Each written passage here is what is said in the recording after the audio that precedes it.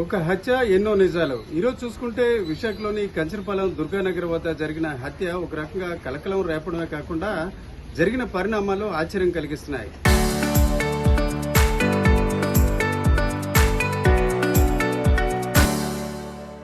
కేవలం ఒక డ్రైవర్గా మాత్రమే కాకుండా ఈ ప్రాంత వాసులందరికీ కూడా ఒక పోలీసు ఉద్యోగం చేస్తున్నట్టు సురేష్ పరిచయం అయ్యాడు. అయితే ఈ పరిచయం ఒక రకంగా అతను ఒక పోలీస్ దర్పం అంతా కూడా కొనసాగించారు. నిజానికి చూసుకుంటే మనం ఉన్న ఈ ఇంట్లోనే ఎవరైతే బాలిక సంధ్య ఉందో సంధ్యను హత్య చేశారు. అయితే సురేష్ భార్యతో మనం మాట్లాడడం జరిగింది. ఈ ఎపిసోడ్ చాలా కాలంగా నెలల తరబడి జరుగుతుంది. గర్భవతిగా ఉన్న సమయంలో ఈ సంధ్య జ్ఞానాపురం వద్ద ఇతను డ్రైవర్ గా పనిచేస్తున్న క్రమంలో పరిచయం అయింది. ఆ పరిచయం అయిన సమయంలో చూసుకుంటే ఆ గర్భవతిగా ఉన్న ఆమెకు సహాయంగా ఉపయోగపడతారని తీసుకురావడం జరిగింది. అయితే తీసుకువచ్చిన తర్వాత జరిగిన పరిణామాల్లో ఒక రకంగా సన్నిహితంగా జరిగింది. ఆ సన్నిహితంగా జరిగిన తర్వాత ఆమె డెలివరీ అయ్యారు. డెలివరీ అయిన తర్వాత పెళ్లి చేసుకోవాలని ఒత్తిడి తెచ్చారు. అయితే ఈ అంశం వరకే చాలా మందికి తెలుసు. కానీ ఆర్టీవీ సేకరించిన అంశాల్లో చాలా నమ్మలేని అంశాలు వచ్చాయి. నిజానికి అయితే భర్త అలాగే ఎవరైతే అపరిచిత అమ్మాయిగా ఉంటున్న వారి మధ్య ఘర్షణ వ్యవహారం చివరికి పోలీస్ స్టేషన్ కి చేరింది.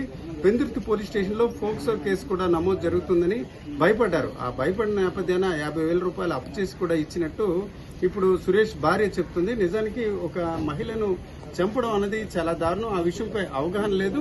నిజానికి ఒక సహాయంగా వచ్చిన అమ్మాయి భర్తను వేధించారు. ఆ వేధించిన క్రమంలోనే ఈ హత్య జరిగినట్టు తెలుస్తుందంటూ ఈరోజు సురేష్ భార్య మనకి చెప్పడం జరిగింది. సురేష్ గారితో చిన్నప్పటి నుంచి అనాథగానే పెరిగాను. వాళ్ళ అమ్మ అనాథని చెప్తే వాళ్ళ అమ్మగారే తీసుకుని వెళ్ళి నాకు పెళ్లి చేశాను. నాకంటూ వెనక ముందు లేదు.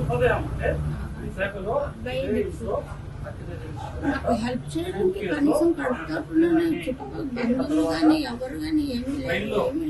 వాళ్ళ అమ్మకైతే మాకు అమ్మలోకి వెళ్ళిపోయింది. ఆ టైంలో ఆ అమ్మాయి పరిచయం నన్ను హాస్పిటల్ హెల్ప్ గా ఉంటుంది తీసుకెళ్ళడం వల్ల ఆ అమ్మాయితో సర్వస్వం ఈ అబ్బాయికి ఏర్పడింది.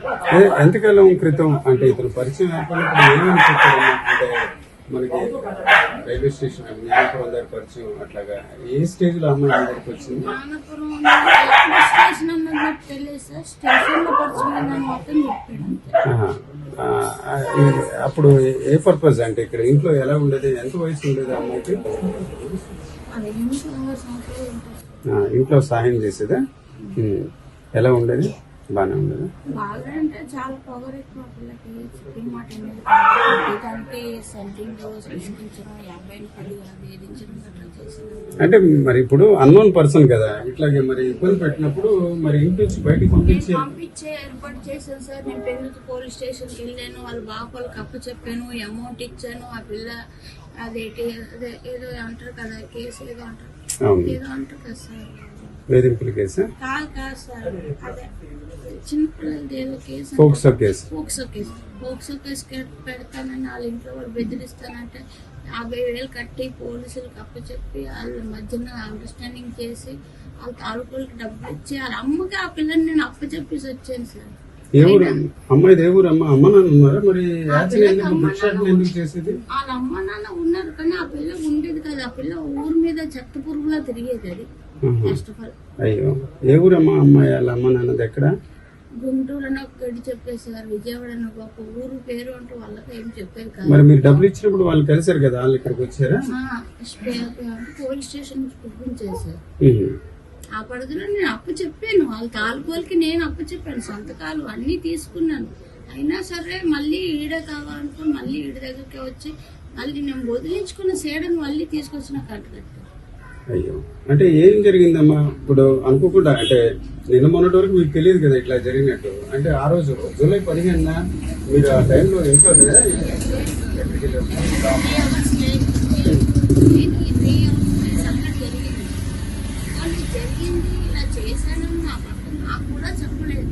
అయ్యో, నాకు పోలీసులు వచ్చి నాకు పోలీసులు వచ్చి చెప్పినప్పుడు నాకేదే లేదు. అంటే ఏం చెప్పారమ్మా? అతను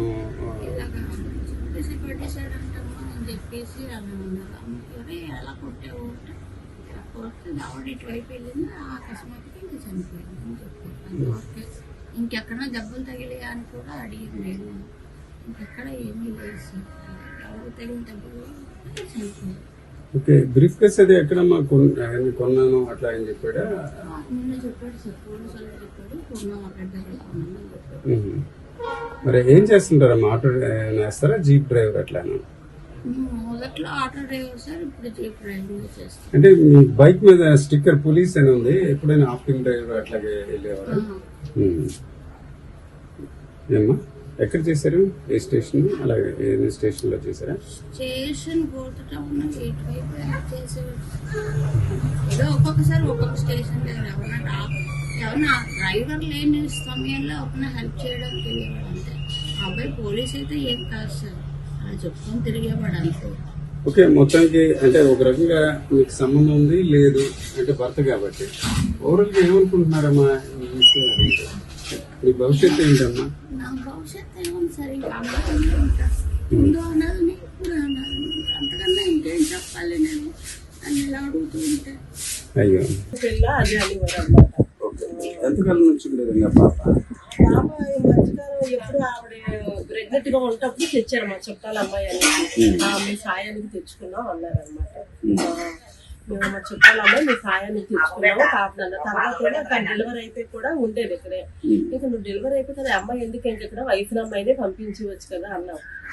పంపించేయండి, ఇలా బాగోదు కదా చూసి ఇదంతా అంటే అప్పుడు వెళ్ళిపోయింది. అమ్మాయి 2 నెలలు మాకు కనిపించలేదు. మరి ఇది ఎప్పుడు జరిగింది మాకు ఎందుకని ఒక సంవత్సరం సంవత్సరం లేదండి, సంవత్సరం లేదు. దగ్గర ఒక ఆవిడ డెలివరీ అయ్యి దగ్గర ఒక 4-5 నెలలు ఉంది పాప ఇక్కడ అంతే. బాగానే ఉండాలి. మీరు పక్కనే కదా మాట్లాడేదా? పాప తిరిగి వచ్చా? ఆ పిల్లకి మేము మాట్లాడేవాళ్ళం. అది ఏంటి వైద్యం తెచ్చుకొని పిల్లలు ఇదని అంటే ఆ పిల్ల మరి మాకు కాయని తెచ్చుకున్నామంటే మా చుట్టాల అమ్మాయి అని మనకేం తెలుసు. అంటే నేను ఈ విషయం తెలిసి ఒకసారి షాక్ అయ్యారా మీరు? షాక్ అయ్యాం మరి. ఇదేంటి ఎలాగని మరి షాక్ అవుతాం కదా ఎలాగా. అది బైక్ పోలీస్ అని ఉందమ్మా? ఇప్పుడు పోలీస్ అనే ఉంది, అతను పోలీస్ అనే దిగాడు.